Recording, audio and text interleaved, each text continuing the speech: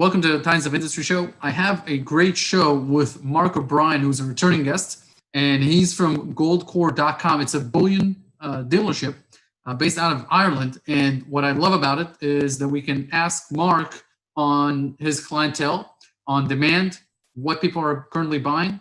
And this is very relevant because gold peaked on August 5th, and we're recording this on October 6th. So basically, 2 months since gold hit that beautiful all-time high of about 2070 an ounce, and silver was on a mad rush towards 30. And we've seen a lot of consolidation since then. We've seen a NASDAQ correction since then of about 13%. We've seen the S&P 500 correcting by about 10% since then. So, and now we have President Trump going in and out of the hospital with COVID-19. And quarantines are coming back to Europe and other places around the world. So it's a great time to tune in and ask Mark what's going on behind the scenes with people and what are they buying. So Mark, thank you very much for joining us. Thank you, Leor. Thanks for having me on again. Sure. I really love having you on because I like to ask bullion dealers, especially if they're outside of the US, what people are currently buying. Could you, first of all, tell us a little bit about your clientele in terms of like their nationalities? Are people calling you from the U.S., Europe, Asia? Where's the majority of the sales coming from in general, and maybe more interestingly in 2020? Yeah, well, most of our clients are in the UK and Ireland. That's our base, and we have offices in Dublin and London. But we would have a healthy smattering of clients from all around the world.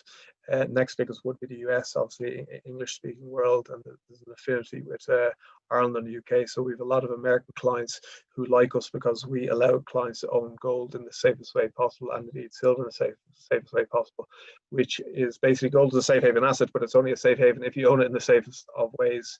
So we allow people to own gold in what we believe are the safest vaults in the world, in the safest jurisdictions in the world. And many American clients, we encourage them to take delivery and we'll ship to their house in the US and take fully insured delivery of their bullion. It's fully insured till they sign for it.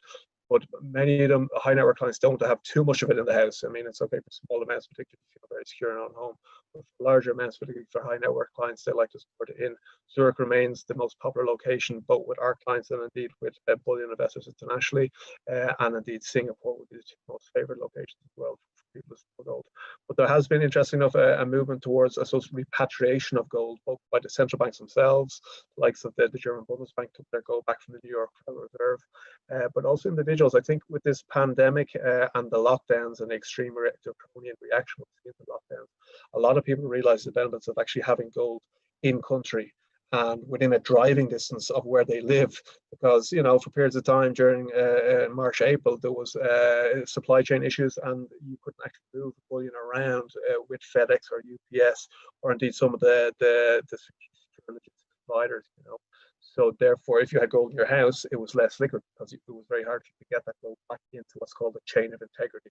And it's only when it's in the chain of integrity and verified can we actually pay you, and can we actually can we make a market and buy your bullion back from you and pay you. So it's interesting. There's a move for, as I said, for people to they want to have it in country because if it's in worst case scenarios. It's great having someone in Singapore, but it's good to have someone as well. It's good to have someone in your home. It's very, very secure in home. Well, you don't have too much in your own home at the same time because of the risk, but also because of the liquidity, as I said. So anyway, we have record demand. We're near 2011 levels of demand for the last few months. Huge demand as the price particularly went up during the late spring, summer period. Bit of a lull just since the gold prices you alluded to. We've seen a correction, which was, I think, was long overdue. It's a healthy correction and the consolidation that was needed, and that's a good thing. And basically, yeah, we've seen quite a sharp drop in demand. We've seen a little bit of selling come in, particularly on silver. I think people saw massive gains in silver in a short period of time. Silver was up 50-55% at one stage, and we had some of our clients actually take profits on not all of their silver. Most of our people are buy and hold for the long term. We did have some people say, wow, we've had big gains of silver, let's sell half of the allocation that we have to silver and take profits. little bit of selling on gold, but not as much. And but we're still seeing quite strong demand, not as high as it was, though, obviously in recent months.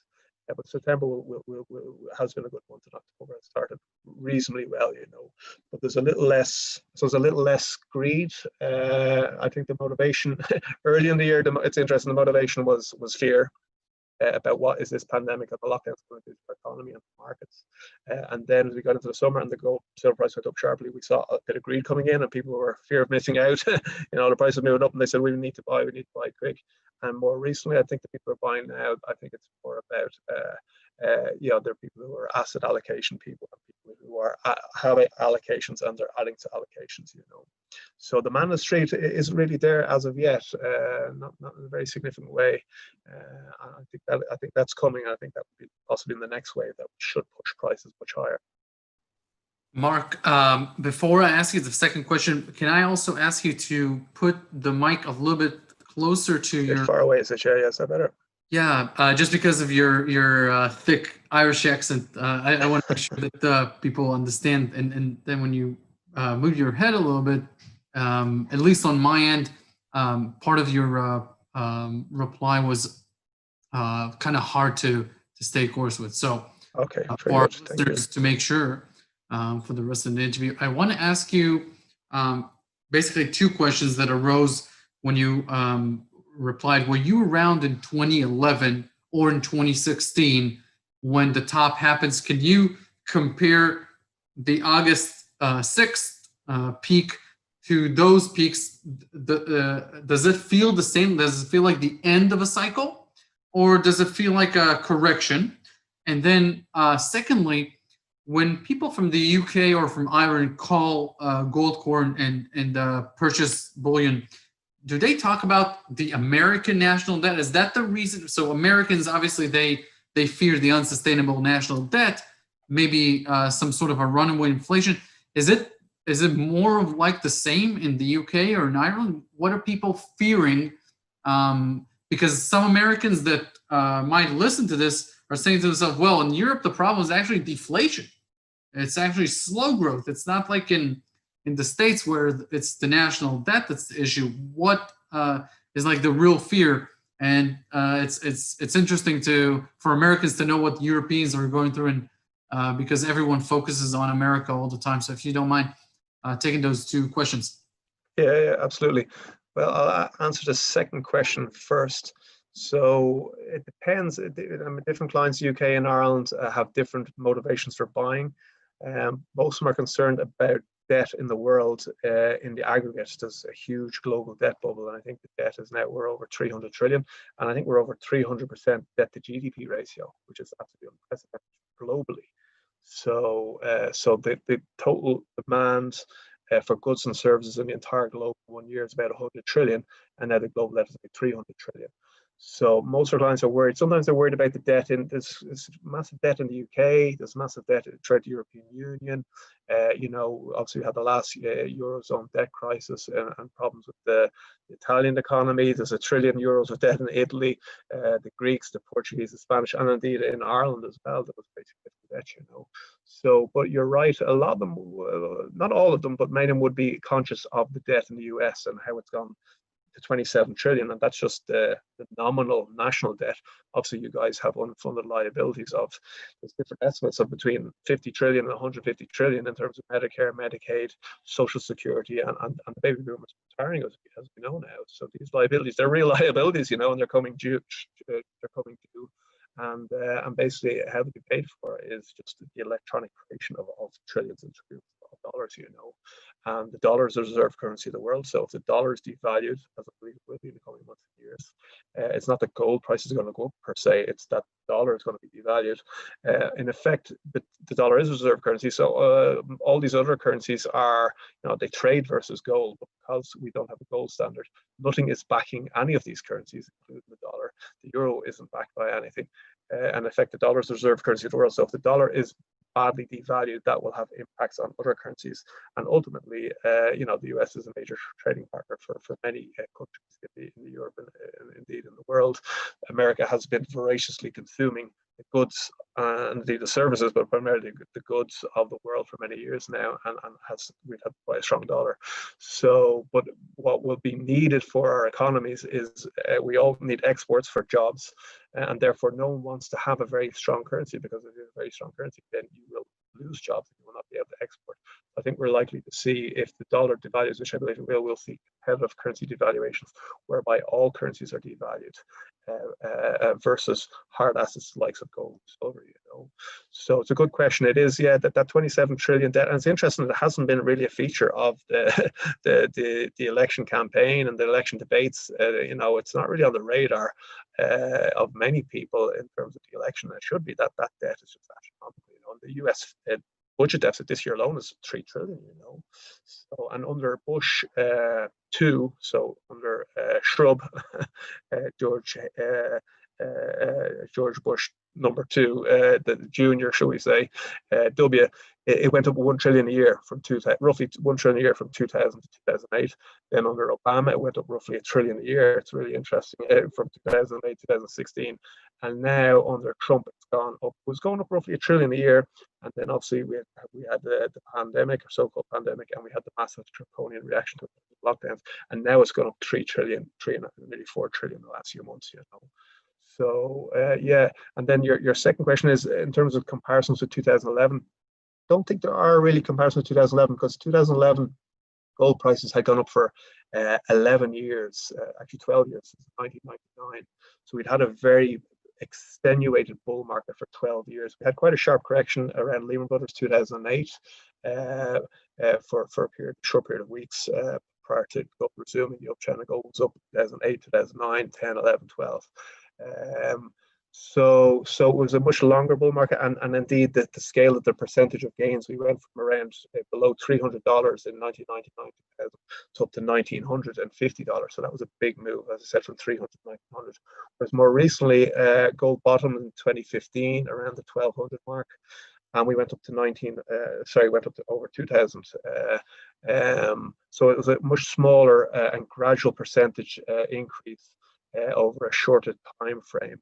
And therefore, I strongly believe that what we are seeing now is just a correction within a longer bull market, and that's because, yeah, I think that we're only beginning to go into a recession now, and I think we're going to have a very, very severe economic global recession, indeed, not just in the US, but globally. And indeed, I think we'll probably be a depression. And I hate that word. The depression word is very depressing, but I do think that given the scale of the debt, and also given the scale of the geopolitical uncertainty that we see in the world today, I think that there's calls from Goldman Sachs and Bank of America and large investment banks for gold at $3,000 per ounce, and I think they're being very conservative. Gold will probably go much higher, and silver will outperform gold, and I think the gold-silver ratio will continue to decrease here.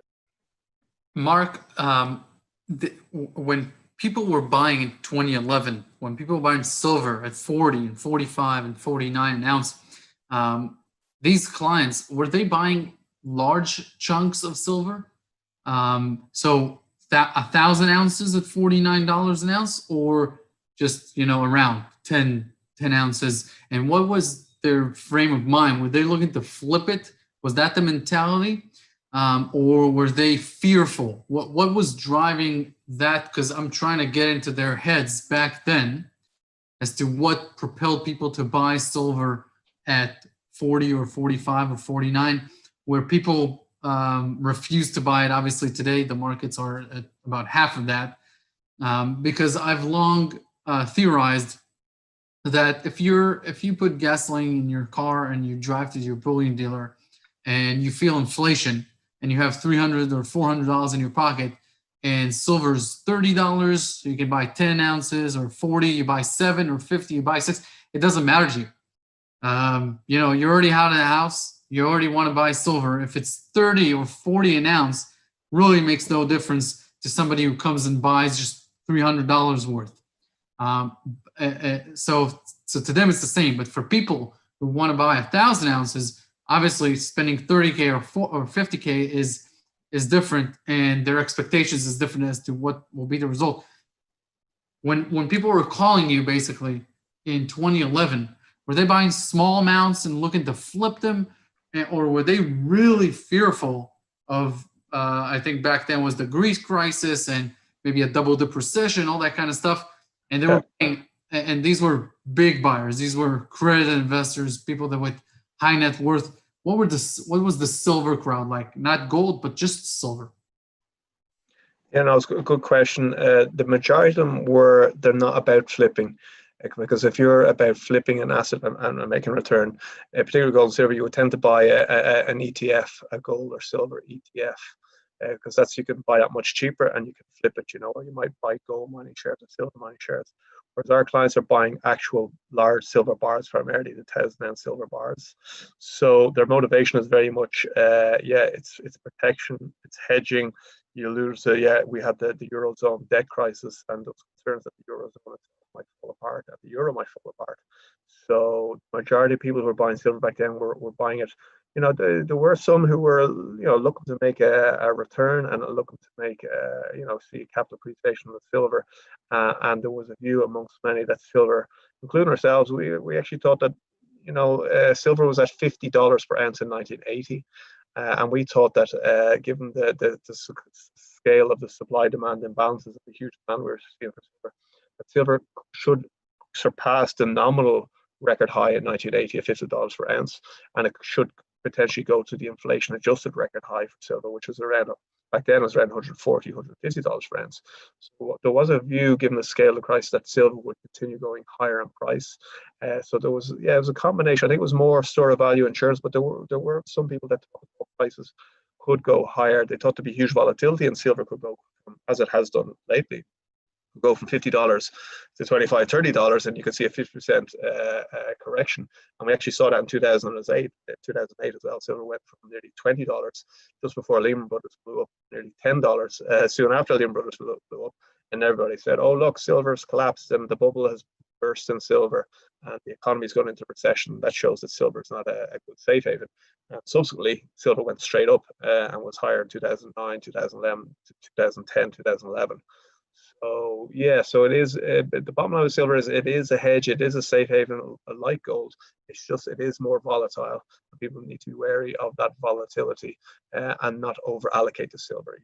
Silver complements gold. It's a leveraged form of gold in many ways, but you do have to be careful with volatility in silver and not over allocate to it and seek to take profits in silver. I think that's the lesson from 2011 as well. With hindsight, I was on Bloomberg in 2011 and I said that gold had gone parabolic and it looked very overvalued in the short term. And I said that both gold and silver would do a very sharp correction. And I said in a worst case scenario, both assets could fall 50%. But I didn't in my wildest dreams think that was going to happen. But it did happen. And with hindsight, I should have told clients to be more clear, saying, listen, take profits on some of the portfolio. Always maintain that core position in physical gold, physical silver, because they are insurance assets. And in the world of today, we need these hedging and safe haven assets. But I think there is a room when you see massive appreciation in any asset. I think it makes sense to take some profits and consider the exit. For sure. Actually, I remember vividly that I had my honeymoon was in 2011, and I had sold some silver in order to finance some of the things that me and my wife wanted to do. So I remember selling at about 42 or 43 an ounce for silver, and we still haven't gotten back there. So it was a good choice. Very good. So your wife was happy. I want to ask you, Mark. With everything that's happened with COVID-19, for bullion dealers, the mints, are they mostly reopened now? Obviously, the mint in the U.S. was closed. A few of them were closed even. Can you talk a little bit about the supply chain? And we know in that circuit breaker week in March that everything went berserk, basically. That people were saying that there was huge premiums on the physical. If you wanted to buy over the COMEX, silver traded at $11.99 on the COMEX. I remember that. And then if you wanted to buy physical, you had to pay 25 or 30. And the people were talking about what's the best angle to take, whether or not to buy on the short term on the ETF, make a profit, or will the physical contract basically to meet the COMAX. So is production back on these mints? And for the next time something happens where there's a big gap between physical and ETFs, what is your lesson from what just happened now? Yeah, I think things have returned pretty much back to where they were pre-crisis. It was quite extreme what happened, and it was seen across the entire supply chain. And it was just a combination of just absolutely huge increase in demand very suddenly. People got very worried that, we're going to see a pandemic may lead to a massive recession. I'm surprised we haven't seen that just yet, but I think it's coming very soon, unfortunately.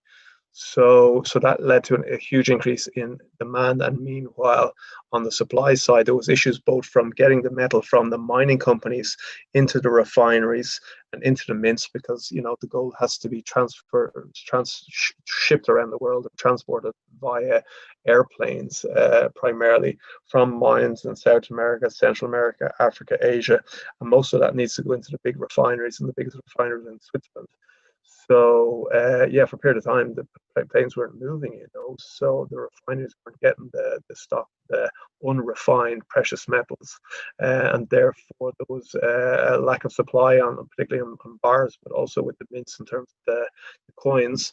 And then there was also the refining industry and the mints, like every other company in the world, they had issues in terms of their staff, and they had to be socially isolated. There was quarantines.